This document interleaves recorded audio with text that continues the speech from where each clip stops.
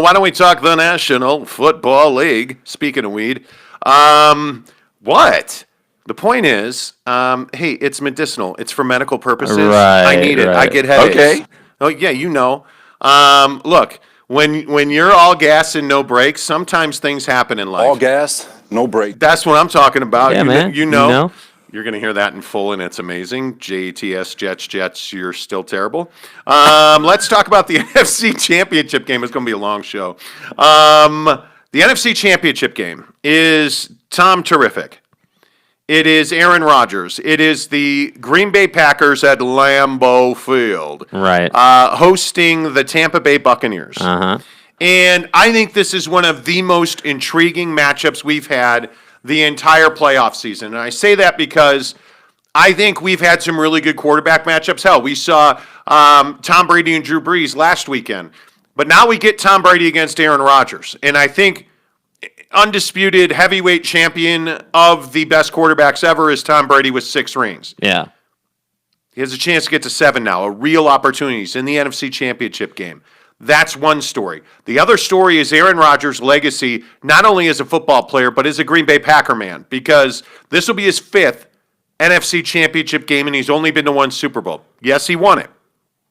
But is Aaron Rodgers desperate to get this win? And I know we've talked about this week, but I've really put a lot of thought into it. I've looked into his performance, his maturation as a quarterback. And you know what, Jake? I don't see that Aaron Rodgers, at this point today, can be considered one of the best quarterbacks of all time. Yeah, well, I think it's tough when you've only got one, number one, but then number two, when you had that big downturn in your career for several years, and now you've picked it back up again. You know, the difference between Brady and Rodgers is Brady's never really had a fall off. He's had an injury that kept him off the field, but other than that, he's been, as Salah says, all gas and no break, right? All gas, no break. No straightforward, buddy. Like, that's just how it is with Tom Brady. So, yeah, I do think, I think desperate's probably a strong word, but I do think that Aaron Rodgers needs this win and at least needs to play in this year's Super Bowl to, help his legacy. Your reference on yesterday's show to LeBron and them kind of being in the same situation of getting to conference championship games but not winning is a great point. LeBron's been to how many finals now, and four rings? I think 4 rings. 4 now, rings, yep. Of like 10 finals, and a lot of people will tell you, well, just getting to the finals 10 times or 11 times now is greatness in and of itself. And I'm saying it's not greatness because you play to win the game. Great, you got there, but you didn't win. What's the point? Oh, that's right. You just put the mileage on your body. So, I don't know, man. I do think he needs this. He needs this. Tom Brady definitely does not need this to be solidified as the GOAT. Like, he's pretty much the GOAT already. But to get 7, to beat Aaron Rodgers doing it, to beat Drew Brees doing it, that'd be a hell of a story. Yeah, and the other thing that I think is so interesting is if you look at the split of quarterbacks. You have 2 guys that are, have been in this league over a decade, and Tom Brady and Aaron Rodgers, both of them are pushing, they're closer to 20 years and 10 years. Yeah. And then, in Chiefs Kingdom, you have 2 quarterbacks that are, Patrick Mahomes, this question about concussion protocol and is he healthy? Is he going to play? What kind of ability is he going to have? I think there is quite a bit of question about that. I also look at Josh Allen, who should be flying high with the Buffalo Bills. And, this team is playing really good football, and you're looking at a situation where Josh Allen, if he wins this game somehow, and I don't think they're going to, but let's say that the Bills go to the Chiefs and they win somehow, Josh Allen, I think, takes over that mantle as the best young quarterback in the NFL, and all of a sudden you're wondering exactly where the Chiefs are. Having said that, I don't think that's going to happen, and we're going to give you our pick on that game in a minute. But if I look at all 4 of these quarterbacks and what's on the line this weekend, I don't think there's any question that Aaron Rodgers has the most on the line, he has the most to prove, and he has the most to lose. Because if Aaron Rodgers loses this game, there are going to be real questions about why they drafted Jordan Love. There are going to be real questions about Aaron Rodgers' long-term fit with the Packers at this point. And I know that sounds crazy, but we've already had this conversation where, the Packers drafted Aaron Rodgers' replacement, and they did. Love is absolutely his replacement. I don't think there's any question about that.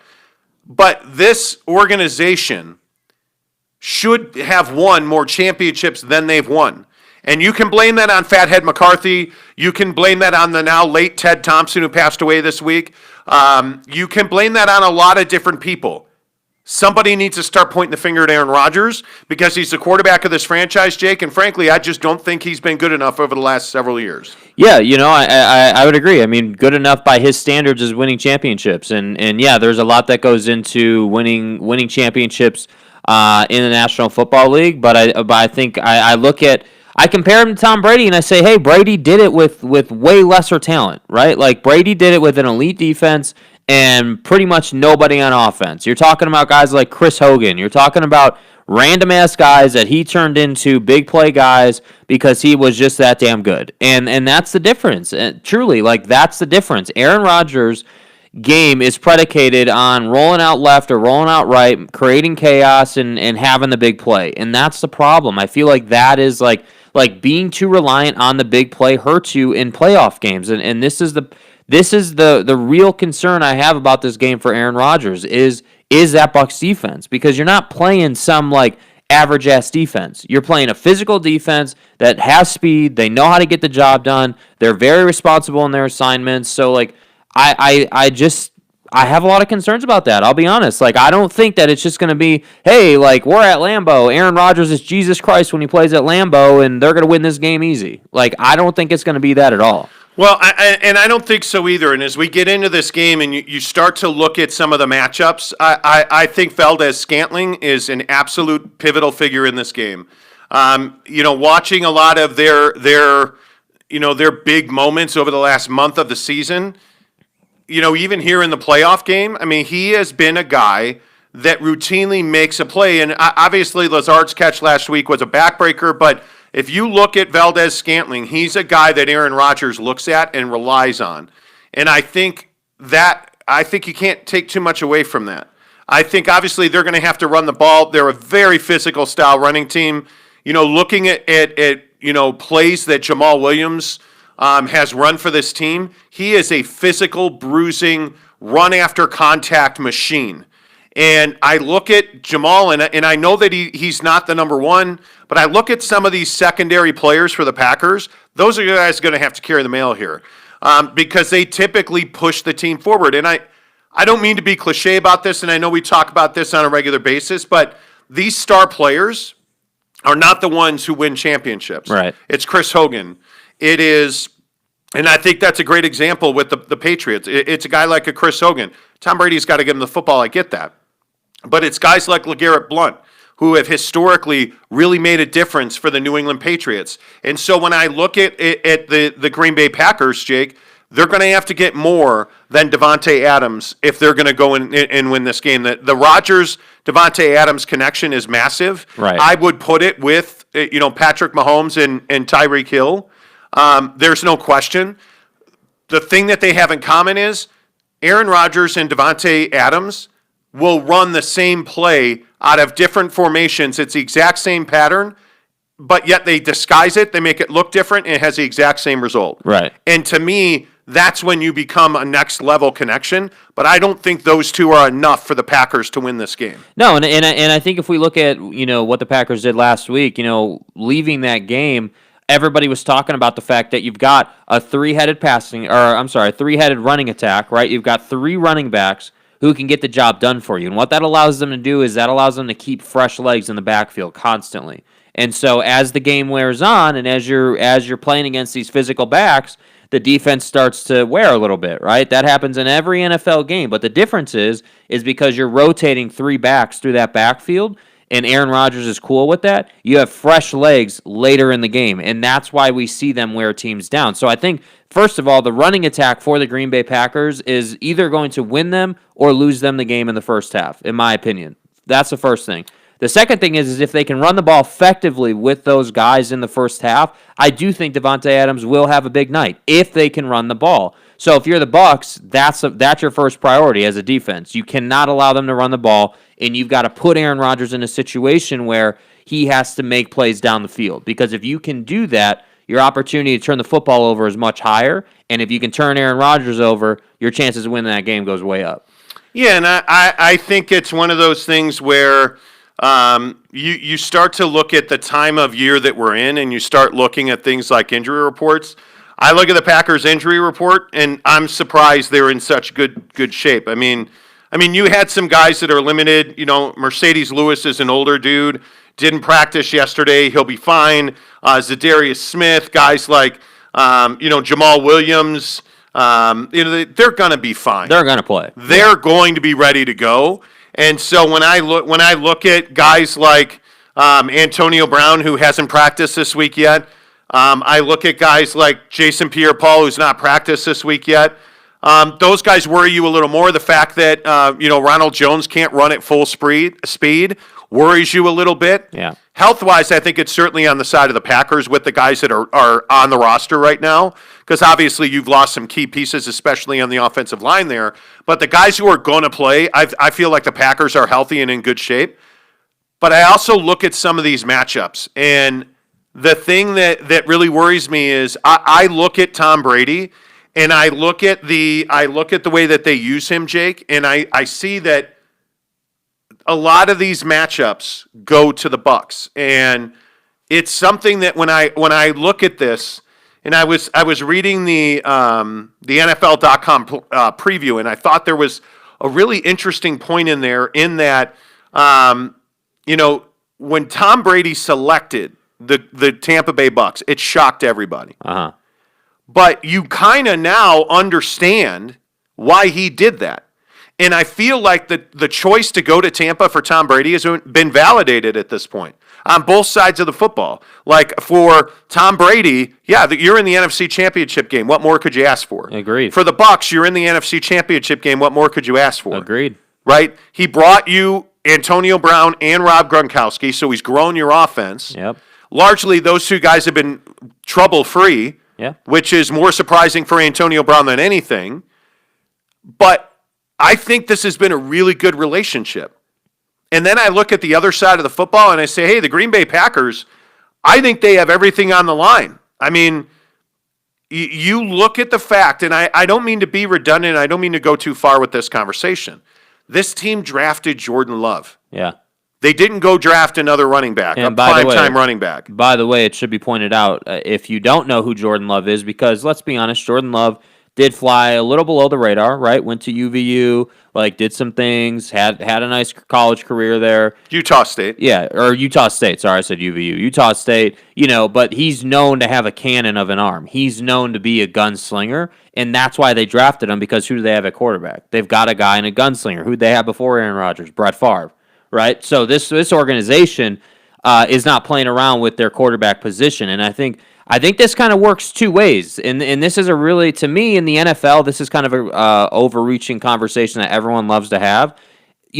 Is it a curse or is it a blessing to have a guy like Aaron Rodgers, or to have a guy like a Phil Rivers when he was a Charger, like that kind of guy in your organization that's going to solidify the spot?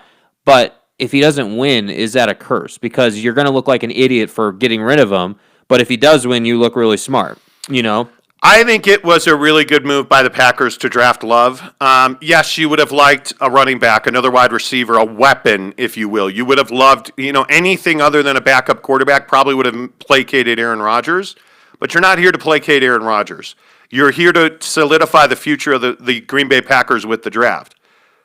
And I think they did the exact right thing. I think you can go and get quarterbacks.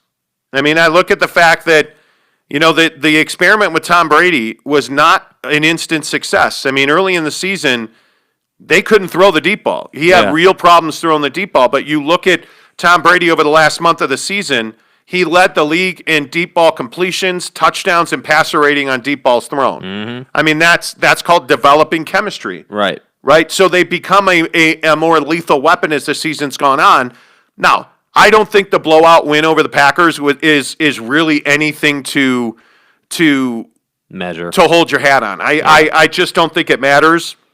You're looking at two guys that are professional quarterbacks. I mean, I think Tom Brady's played well. Aaron Rodgers has clearly been on mission all season long. Mm-hmm. He is out to prove a point. I just wonder is Aaron Rodgers and this idea that he's made all these lesser parts better? And I think NFL.com put it, Aaron Rodgers has raised all ships. That might be true, but that tends to dissipate when the pressure is on.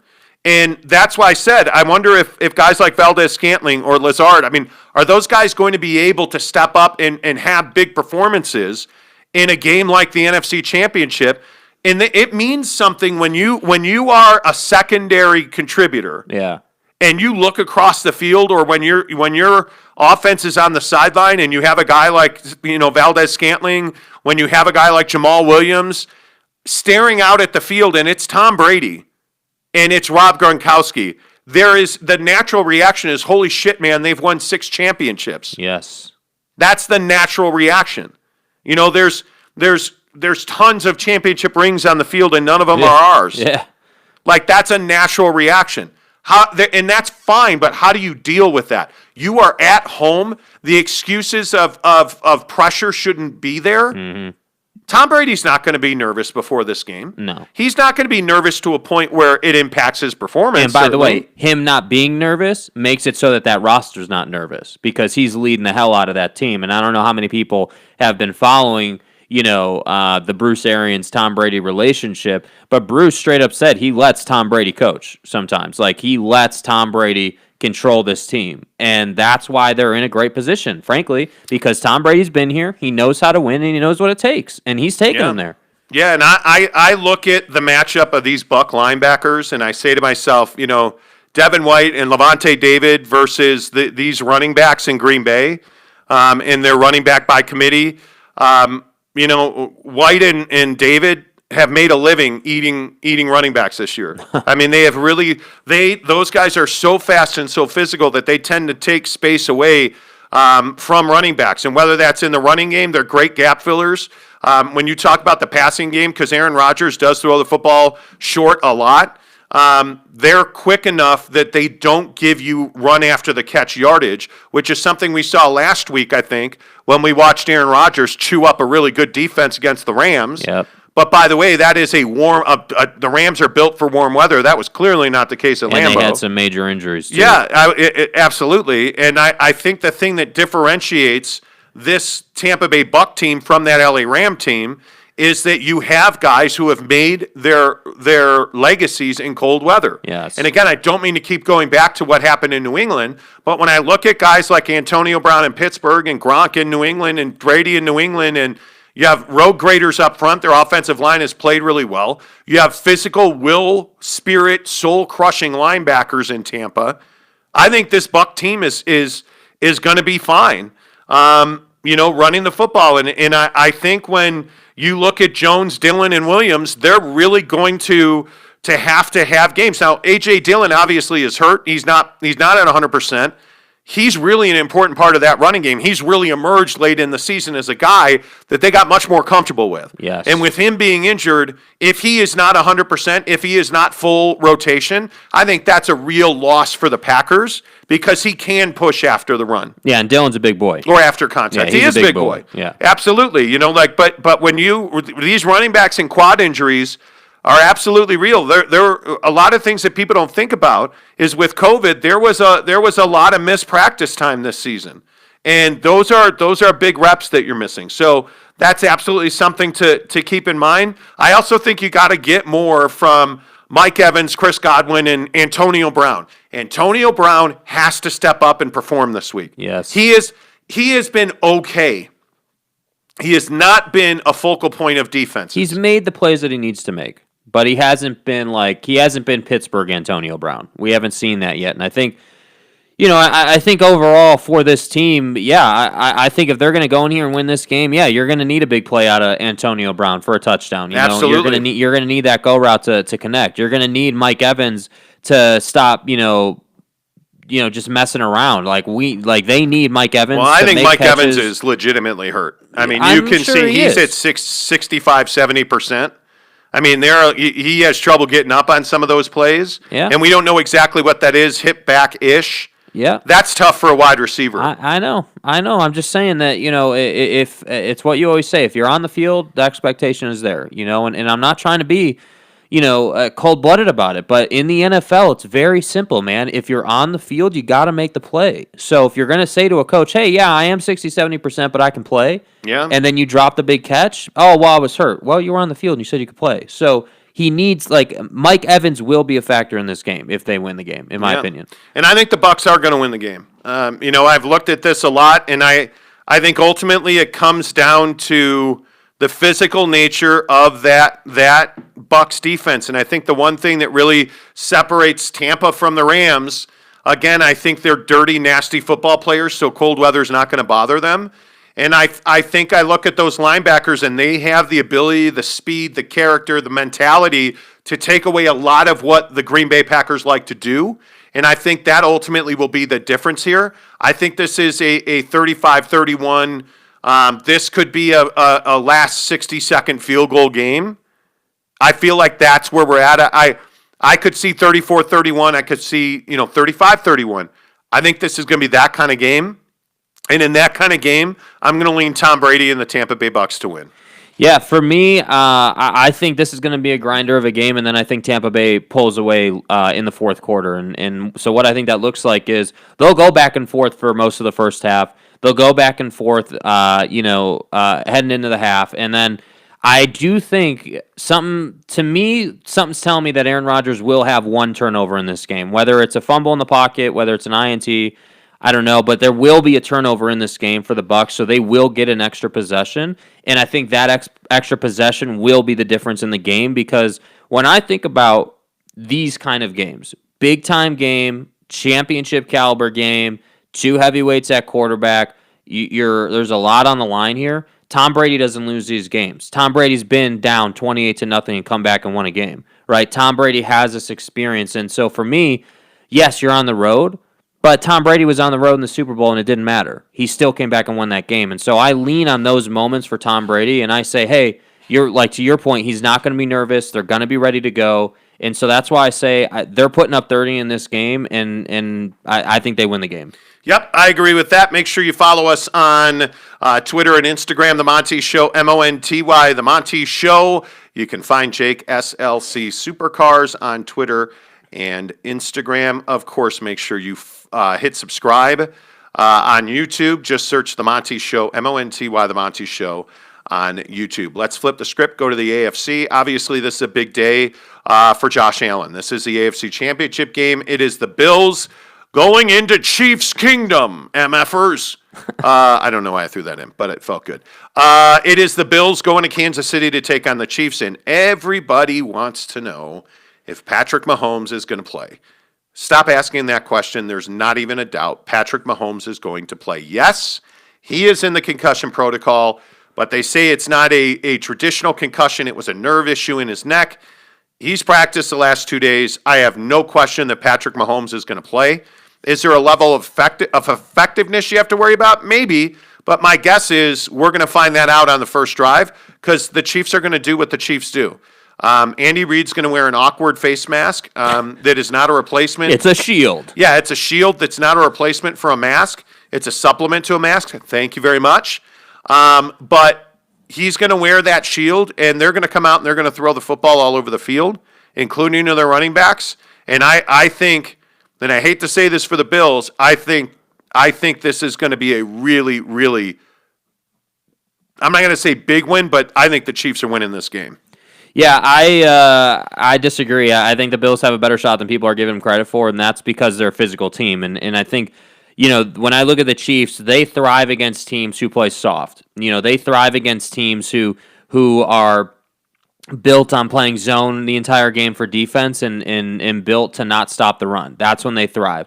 So they're gonna throw it out to the flat, and Kareem or whoever it is back there at this point is going to go out and get 5-6 yards from the flat, And so then I look at the Bills and I say, well, they're not going to allow that. You're not going to be able to just throw it in the flat, go and pick up 5-6 yards the whole game whenever you want to. That's not happening. So you take that away. I guarantee you that they are going to bracket Tyreek Hill the entire game. They're not allowing Tyreek Hill to get behind them. So, yes, there's a lot at play here for the defense, but I'm just telling you, I would not count them out. We cannot treat the Bills the same way we treated the Browns against the Steelers. We can't have that. Like, this is going to be a closer game than people give the Bills credit for. And if it's late and Josh Allen has the ball driving down the field, don't be surprised if this is a field goal kind of game.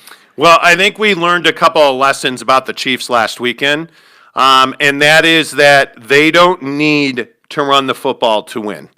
I think that's something that we have certainly seen. I look at the fact that they were a passing team last week, and they still won the football game. And you know what? What's interesting to me more than that is I look at the way that the Kansas City Chiefs are playing football right now, and I ask myself if Leslie Frazier, the defensive coordinator of the Buffalo Bills, can he call a game that he's comfortable calling? And the answer to that is I don't think so. He likes to get after the quarterback's ass, and he can't do that in this game because the Chiefs have proven time and again when Patrick Mahomes is under pressure, they are crushing a defense. They force you into quarters and zones and two deeps because A, the Chiefs are really fast. Yeah. B, the problem is you get sucked up by the run. And C, Patrick Mahomes is, I think, the best play-action quarterback in the NFL. And I think his ability to place a football into a guy like Travis Kelce in space, not behind him, not over his head, in space and in stride, is what separates this Chiefs team from anybody else the Buffalo Bills have seen. And I don't see the Bills being able to pressure the quarterback as much as they need to win games. And I think that's going to really hurt them because nobody's going to cover the Chiefs zone or man without getting pressure on Patrick Mahomes.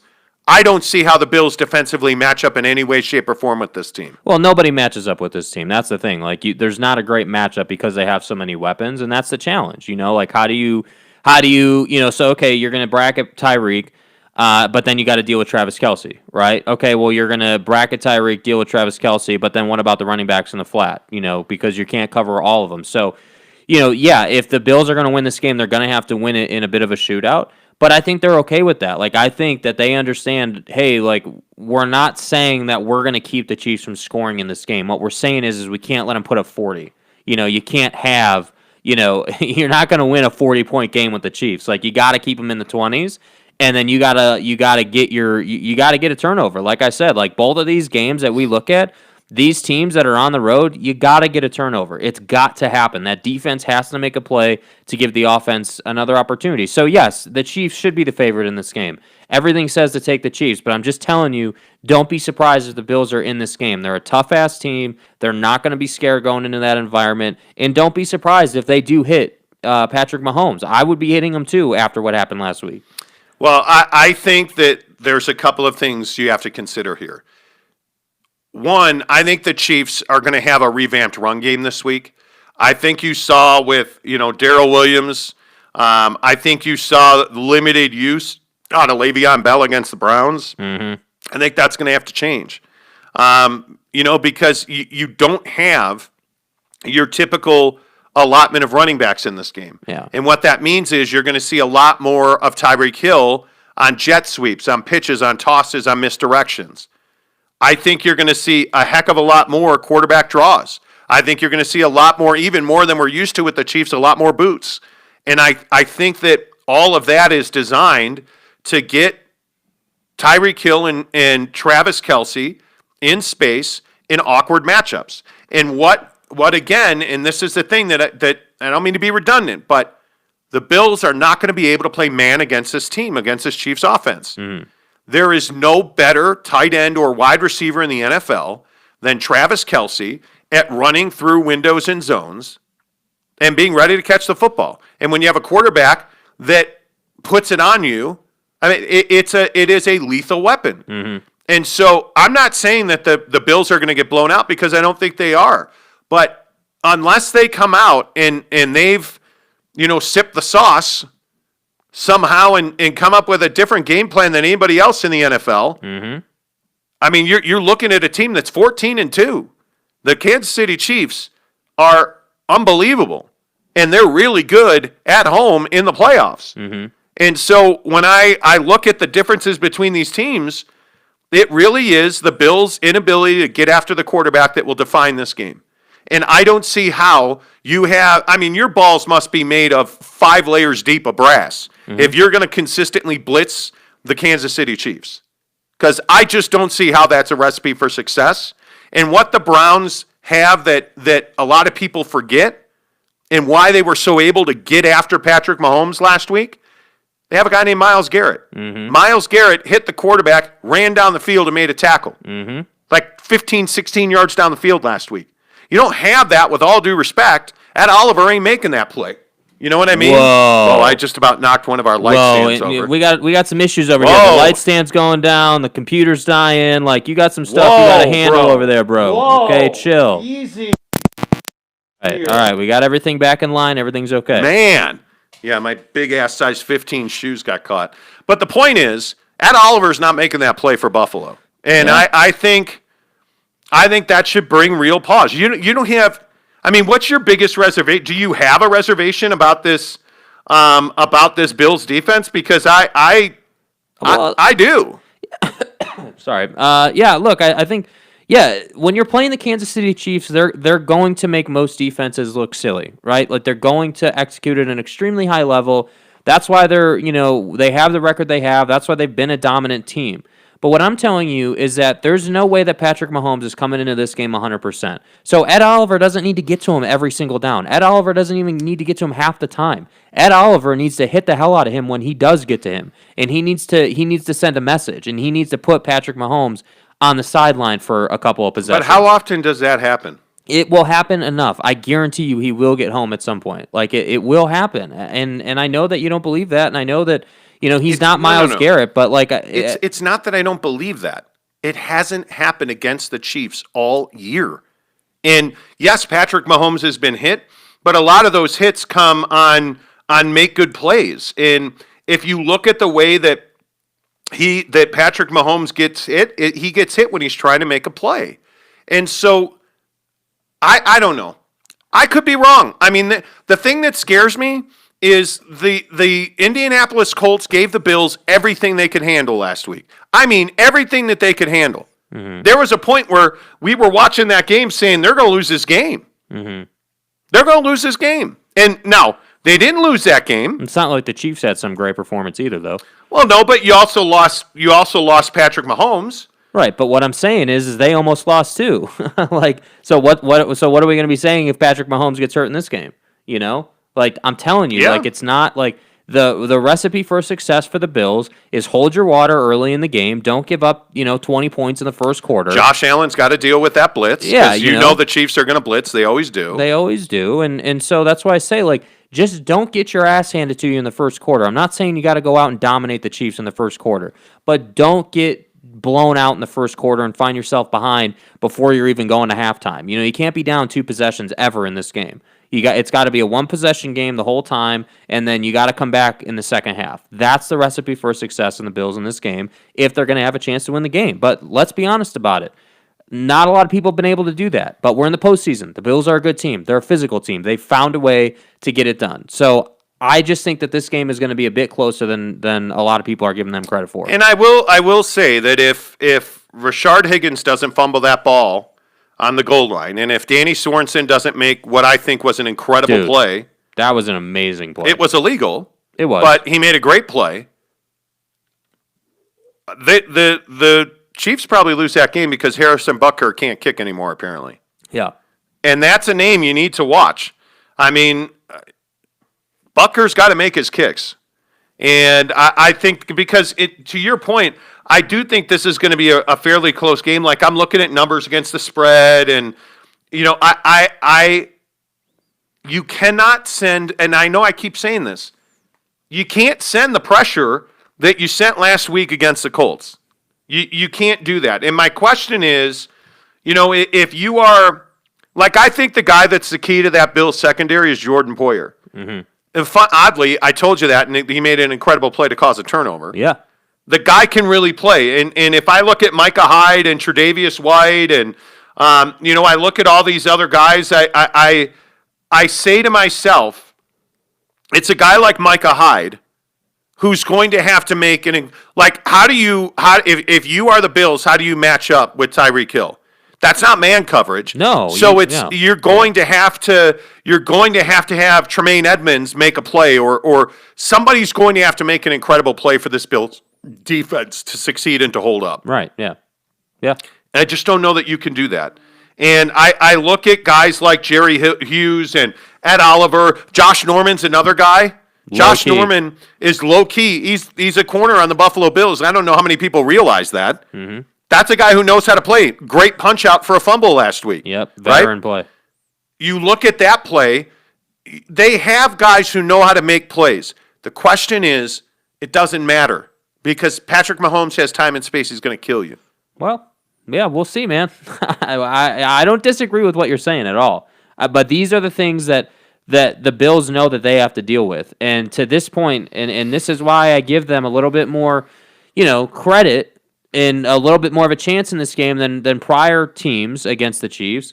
To this point, they've been able to make plays defensively. When they've needed that bigger play defensively, they've gotten it. Whether it is that punch out or any number of plays, they've been able to create a turnover or two every single game, and that's kept them in games because they go down and score. So will that happen this week? I don't know, because you can't create a fumble if Tyreek Hill just ran by you for 10 yards, So that's why I say they got to make things happen defensively. That little sweeping cross to the hash. From the slot, left to right. Aaron Rodgers. Well, and the difference is Aaron Rodgers and Devontae Adams, Patrick Mahomes, and Tyreek Hill run almost the exact same play. And it's, hey, put this guy in the slot, run him across the formation, and he's going to be open when he gets to the opposite hash. Mm-hmm. And Patrick Mahomes and Aaron Rodgers are making a living on that. Yep. And everybody has seen it on tape, and nobody's stopping it. Nope. This Bills secondary may be the one that can stop it. That might be the one thing that could separate the two teams. I'm not saying that the Bills will be in the game in the fourth quarter. Yeah. Josh Allen is going to have to stand up against the blitz and deliver, and he's one of the highest-rated passers against the blitz. And he never turns the football over. I'm just telling you, these games are going to be really close. Make sure you follow us on YouTube, The Monty Show, Monty, The Monty Show, hell, anywhere you want to find us. Subscribe on YouTube, follow us on Twitter and Instagram.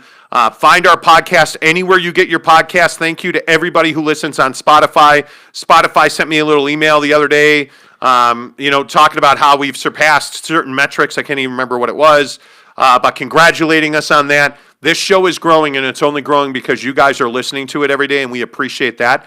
Anywhere you want content, just search The Monty Show. Monty, The Monty Show, and you will find us. Please, please, please. I'm begging you now. Like I'm on my knees. I'm not. That's a lie. But pretend I'm on my knees begging you.